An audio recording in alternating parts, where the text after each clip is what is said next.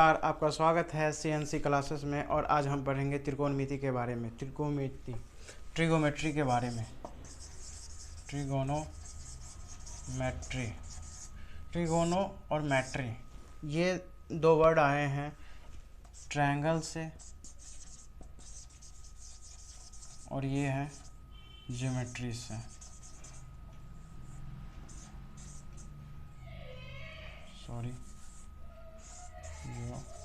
Geometry.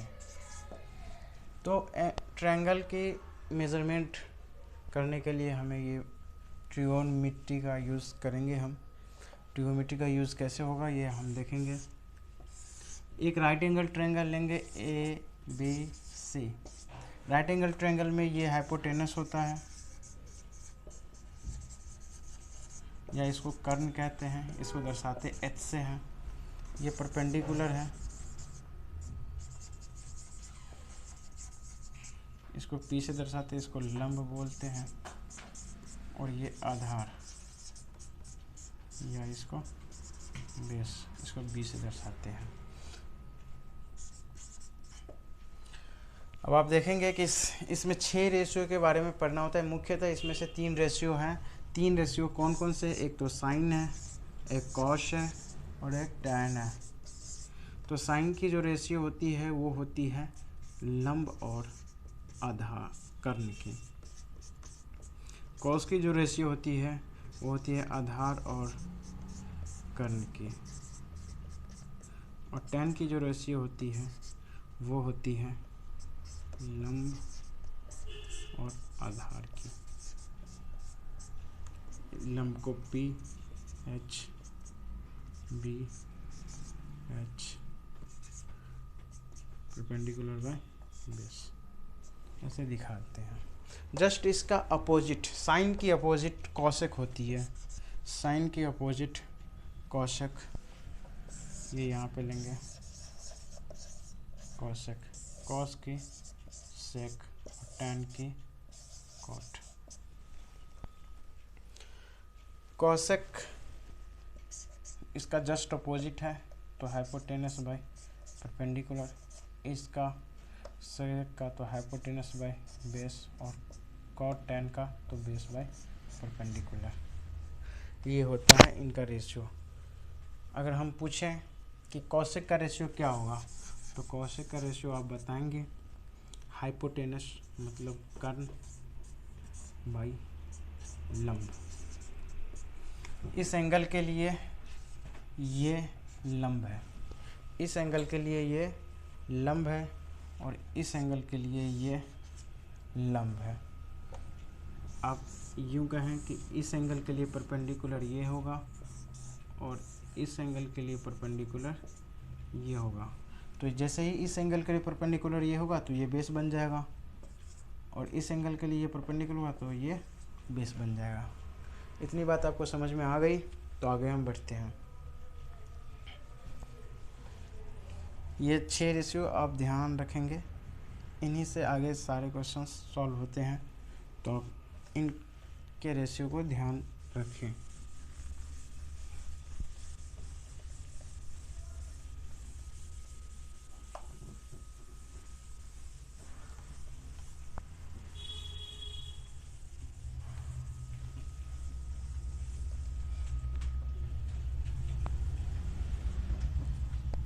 Question आपको ऐसे पूछेंगे कि जैसे ए बी सी, ये 4 ये 5, और पूछा जाए ये क्या होगा। तो ये हमें जानने के लिए हमें पता होना चाहिए कि हाइपोटेनस इक्वल टू क्या होता है, root under P square plus B square. ये हमें पता होना चाहिए कि हाइपोटेनस क्या होता है, परपेंडिकुलर का स्क्वायर प्लस बेस का स्क्वायर। तो हम 5 का स्क्वायर करेंगे यहाँ पे, और 4 का स्क्वायर, तो क्या होगा 25 प्लस 16 इक्वल टू 6 5 11 2 3 1 41। तो ये 41 होगी। तो हाइपोटेनस क्या होगी 41। कैसे निकाले आपको पता होगा अभी कि H इक्वल टू ये होता है फार्मूला हाइपोटेनस के लिए। अगर P के लिए हमें जानना हो तो root over H square minus B square. अगर b के लिए जानना हो तो root under H square minus P square. तो ये हमारे फार्मूला है h के लिए, p के लिए, b के लिए। अब हमें कभी भी h निकालना हो, p निकालना हो या b निकालना हो तो इनका भी हेल्प ले सकते हैं, या फिर साइन का रेशियो का हेल्प हम ले सकते हैं।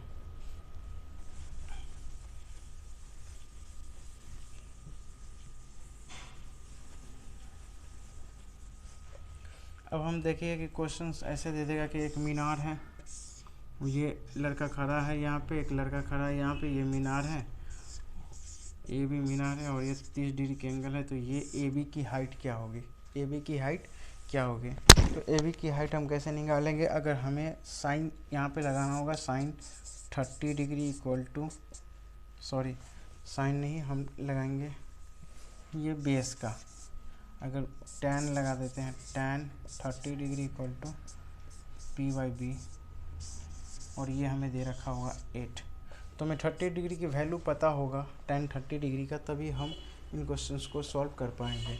तो इसीलिए हम कुछ ऐसे प्रमुख एंगल से जिसके वैल्यू हमें पता होना चाहिए, और ये हमें बुक्स देता है, तो हम उनके बारे में भी जानेंगे, उन एंगल्स के बारे में। जैसे साइन 0 डिग्री की वैल्यू, 30 डिग्री की वैल्यू, 45 डिग्री की वैल्यू, 60 डिग्री की वैल्यू और 90 डिग्री की वैल्यू।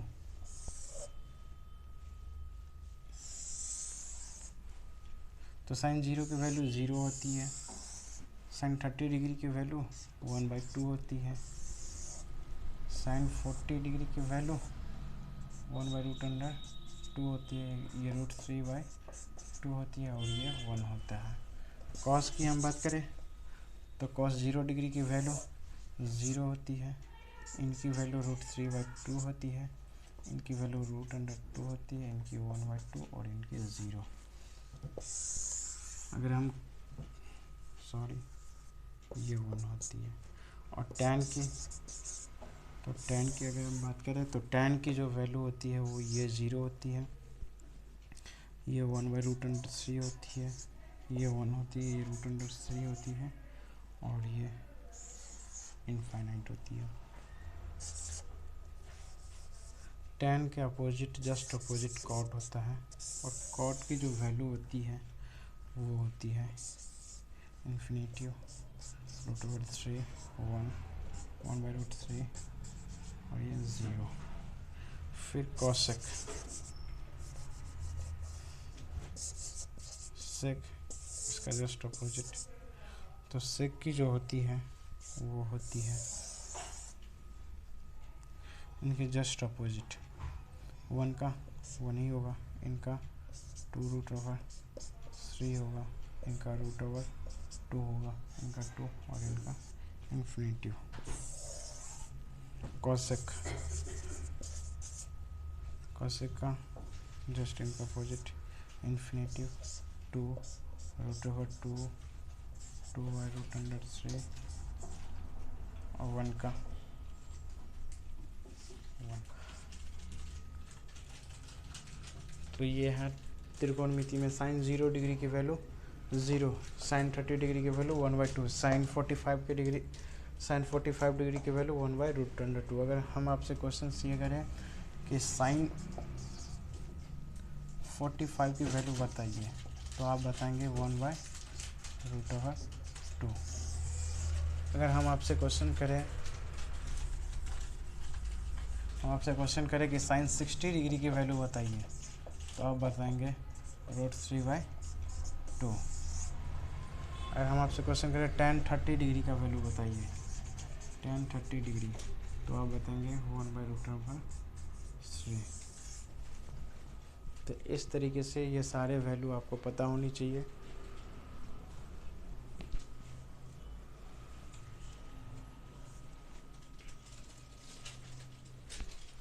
चलिए तो इसको हम रफ करते हैं।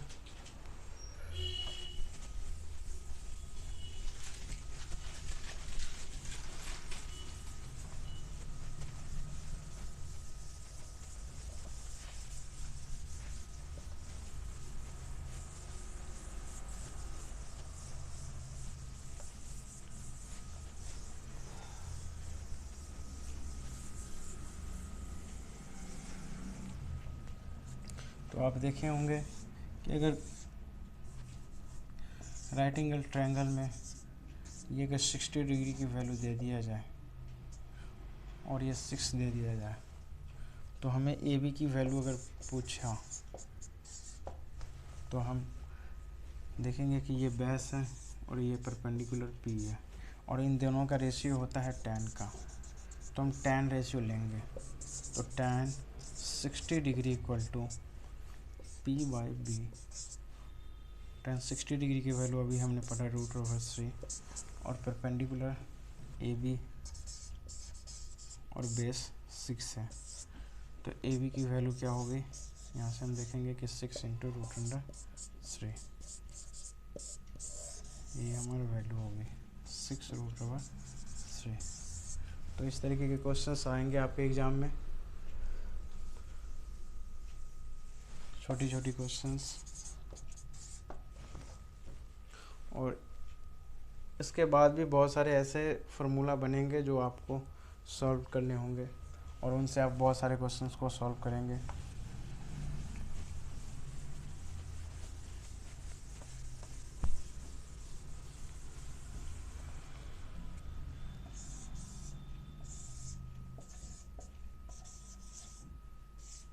अभी आपने पढ़ा ये ये हाइपोटेनस से परपेंडिकुलर और ये बेस है। साइन की रेशियो आपने पढ़ा कि sine equal to perpendicular by hypotenuse और कॉसेक की हाइपोटेनस बाय परपेंडिकुलर, और इन दोनों का अगर मल्टीप्लाई करा दिया जाए तो साइन मल्टीप्लाई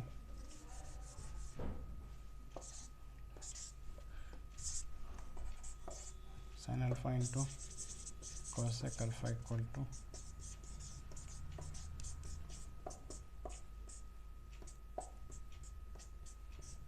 वन आ जाएगा। तो sine alpha into cosec alpha equal to 1। तो यहाँ से एक फार्मूला हमें मिला कि sine alpha multiply cosec alpha equal to 1। अगर हम साइन अल्फा की बात करें तो sine alpha equal to 1 by cosec alpha. अगर कॉसेक अल्फा की बात करें तो 1 बाय साइन अल्फा। तो यहाँ से ये फार्मूला निकला। सेम ऐसे ही हम देखेंगे,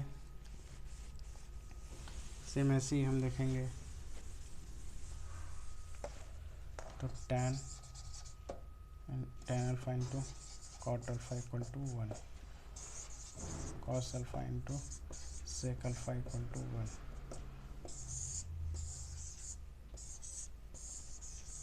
और इस तरीके से इनसे भी वही होगा। tan अल्फा की अगर बात करें तो 1 बाय कॉट अल्फा, या कॉट अल्फा की बात करें तो 1 बाय tan अल्फा।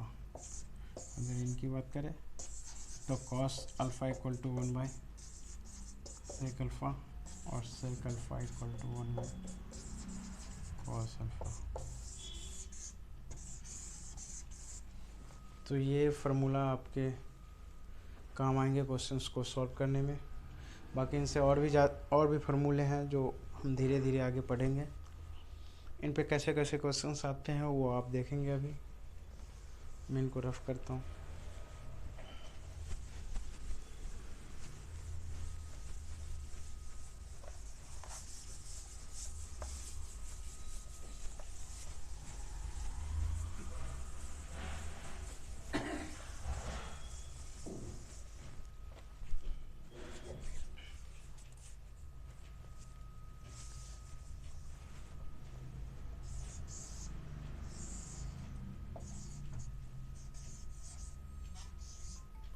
आपसे क्वेश्चन दे दिया जाए कि sine alpha equal to 4/5, sine alpha equal to 4/5, तो ए बी की वैल्यू बताइए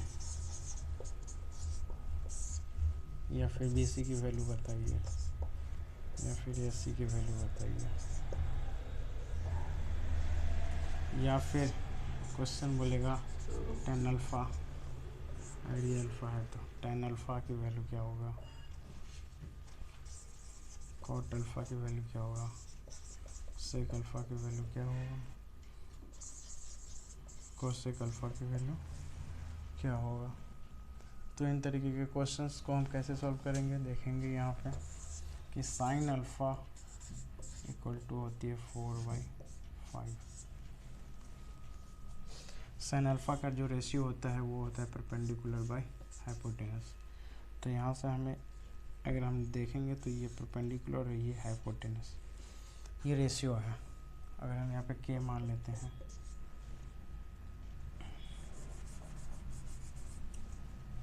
तो पी हमें यहाँ से मिलता है 4 और हाइपोटेनस की जगह पे मिलता है 5। 4 के या 5 के भी आप मान सकते हैं। अगर हमें ए बी निकालना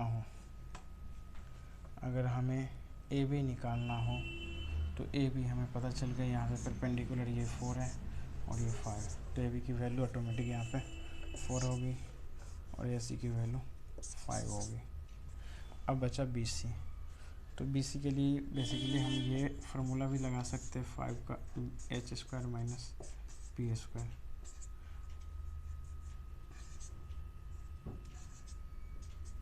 तो यहाँ पे होगा 5 का स्क्वायर माइनस 4 का स्क्वायर और ये निकल जाएगा हमें 5 4 9 5 माइनस 4 1 9 का 3। तो बी सी की वैल्यू यहाँ पे हम देखें कि यहाँ पे 3 निकल गया पाइथागोरस प्रमेय से। अगर हम tan अल्फ़ा की बात करें तो tan अल्फ़ा कैसे निकलेगा, ये परपेंडिकुलर बाय बेस होता है। परपेंडिकुलर यहाँ पे 4 है और बेस हमारा 3 है, तो ये हमारा tan अल्फ़ा निकल गई।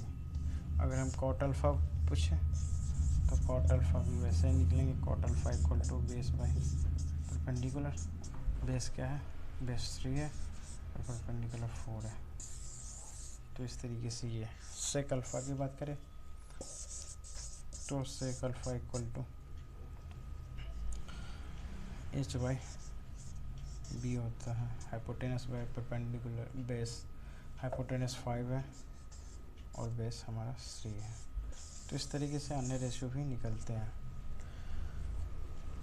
ऐसे छोटे छोटे क्वेश्चंस आएंगे आपके एग्ज़ाम में और धीरे धीरे हम सारे चीज़ों को पढ़ेंगे, कवर करेंगे।